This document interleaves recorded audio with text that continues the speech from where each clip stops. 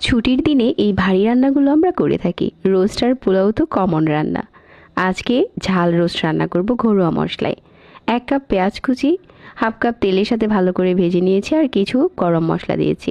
ভেজে নেওয়ার পর এখানে আদা রসুন বাটা, পেঁয়াজ বাটা, বাটা মরিচ আর হলুদ বাটা, জিরা বাটা আর ধনিয়া বাটা, স্বাদমতো লবণ, হাফ চা চামচ গরম মশলার গুঁড়া, এই মশলাগুলো দিয়ে তেলের সাথে খুব ভালো করে কষিয়ে নিচ্ছি।